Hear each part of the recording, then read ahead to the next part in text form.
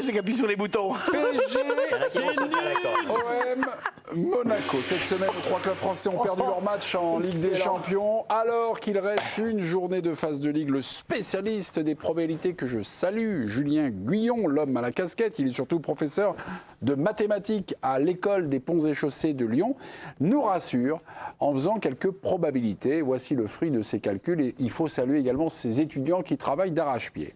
L'OM a 92% de chances de se qualifier pour les barrages, donc de continuer sa route. Monaco a 77% de chances de se qualifier pour les barrages. Le PSG a 67% de chances de se qualifier pour le top 8. Nos clubs français, donc, j'ai fait un petit produit en croix, Julien, pardonnez-moi, je me suis aussi lancé dans les mathématiques. J'obtiens le résultat de 78% de se qualifier. Êtes-vous aussi confiant que les statistiques à cette question?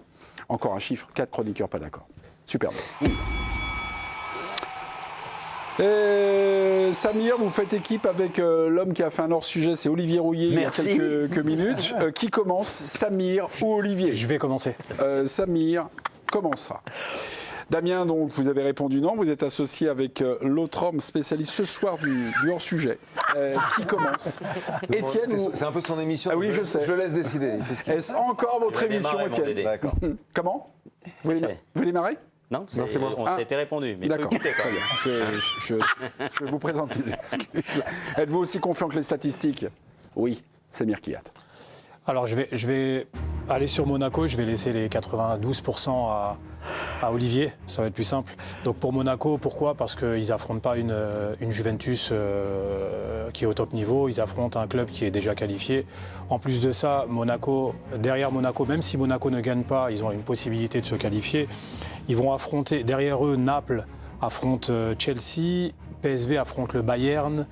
Et si mes souvenirs sont bons, Copenhague joue le FC Barcelone. Donc il y a aussi 3 candidats juste derrière eux qui sont en capacité qui vont être en difficulté sur des matchs. Donc pour toutes ces raisons-là, je pense que les clubs français vont se qualifier. Ok, on passe du côté de Damien Degore. Ouais, les stats, les probas, c'est bien, mais il y a un truc, vous n'êtes pas si confiant que ça. Pourquoi? Ouais, j'aime bien les stats, mais j'aimerais savoir à partir de quoi elles sont calculées, sur des critères qui sont en général fixes et la part de variable, je ne sais pas comment on la détermine. Or, dans le football, la part de variable est quand même très forte. Et moi, Marseille qui va jouer au Club Bruges, effectivement, il y a quand même une chance que Marseille soit favori. Mais j'ai souvenir du Club Bruges qui a éteint l'AS Monaco en Ligue des Champions et personne ne pensait que le Club Bruges allait éteindre Monaco comme ça. De la même manière, Marseille, ok, un peu d'avance et tout, quand même plus de chances de se qualifier que de ne pas se qualifier. Mais ce que montre Marseille depuis quelques temps m'inquiète. Titulaire d'un bac C, mention très bien. La parole est à Olivier Rouillet. Oui, alors il a répondu pour Monaco. J'ai aucun doute pour le Paris Saint-Germain. Et j'ai pas de doute non plus pour Marseille, parce que malgré la défaite de hier soir, je suis persuadé qu'ils nous doivent une revanche. Je suis persuadé qu'ils vont passer. Et je suis persuadé, ben oui, mon cher Damien, mais c'est comme ça. Et je suis persuadé que le Club Bruges, c'était Monaco, mais ça n'arrive qu'une fois. Ok, Étienne Moiti, il y a l'ombre d'un doute. Moi, j'adore les gens qui ont strictement aucun doute dans la vie.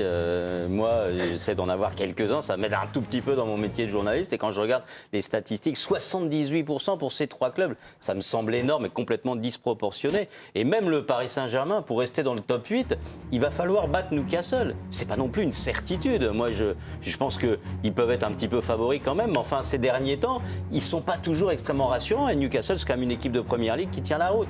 Et les 2 autres, il y a aussi du chemin à faire. Ce super duel est terminé. Président, à vous de trancher. Est-ce que vous faites confiance aux statistiques ou il y a quelque chose, il y a l'ombre d'un petit doute?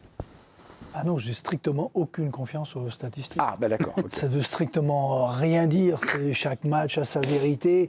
Et je trouve que ces pourcentages sont énormes. Oui, énormes. C'est énorme. On peut dire que 92% pour...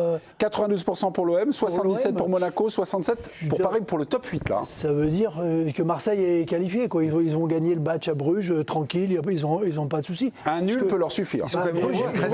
Bruges à 9 points. Bruges à 9 points. Donc ils peuvent... 7 points. 7 points, donc oui, et s'ils gagnent, ils leur passent devant. Oui. Donc c'est une vraie finale qui pour qui joue. jouer. Dire qu'on est sûr de la gagner, cette finale, je trouve qu'on exagère un petit peu. Monaco, vu l'état où ils sont, même avec une Juve à la rue, ils ne gagneront pas le match. Ils vont en prendre Un encore nul 2, suffira. 3. Un nul suffira. Oui, mais pour qu'il fasse un nul, il faire va le falloir nul, qu'il soit autre chose que ce qu'il montre jusqu'à présent. Et je suis d'accord, le PSG, c'est l'année dernière, Newcastle, Oui. où ça a été un miracle. C'était la première année. C'était il y a 2 ans. Il y a 2 ans, ça a été un miracle. C'est pas un match qui est gagné d'avance. Pardon, mais Newcastle à domicile et Newcastle à l'extérieur, C'est pas la c'est même équipe. pas tout à fait la même équipe. Et sans L'Olympique de Je Guimaraes, Marseille. rappelle que ces C'est 3 blessé matchs sont des finales. Oui. Et qu'une finale, elle n'est jamais gagnée d'avance. Ouais, mais Et tu as que une tout finale peut avec arriver. la possibilité, même en perdant, de pouvoir te qualifier, d'où les statistiques qui sont élevées. C'est qu'aujourd'hui, Qui- quand on Il y a regarde aussi une les adversaires... possibilité en perdant de ne pas te qualifier. Ça, Effectivement, voilà, c'est aussi, oui, ouais. mais il faudrait justement, Un concours de circonstances des autres. Non, mais d'où mes arguments que le PSG batte le Bayern, que Naples batte Chelsea. Et que la troisième équipe, c'était Copenhague, Ouais.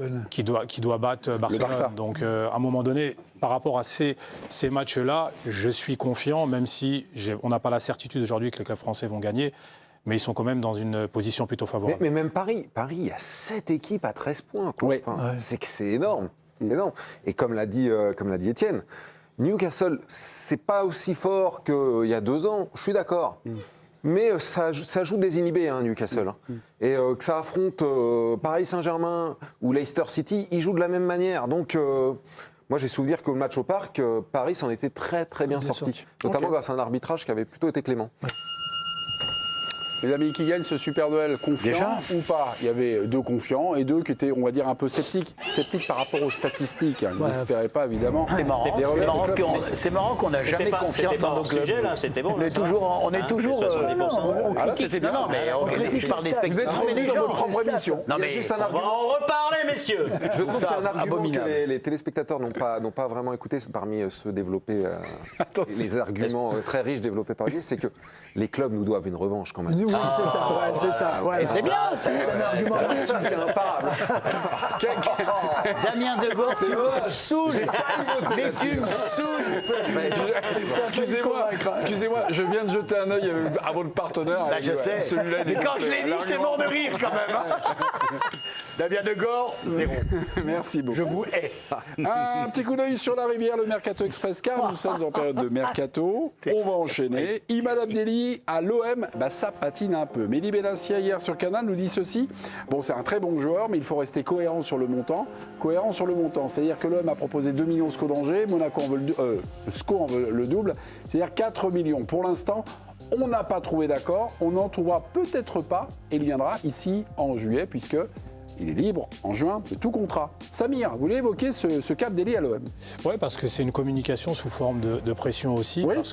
parce qu'il reste 6 mois de contrat, parce qu'il est préférable de prendre 2 millions plus une économie de salaire de 6 mois plutôt que rien du tout dans 6 mois. Donc voilà, c'est le jeu des négociations, la communication. Il est important quand même dans l'effectif du SCO, dans l'équipe du SCO d'Angers, Abdelli. Parce qu'ils ne sont pas encore sauvés, le SCO. Alors il est très très important, mais le SCO a quand même pris pas mal de points aujourd'hui. 22. Et le SCO est dans une situation où ils ont besoin de vendre.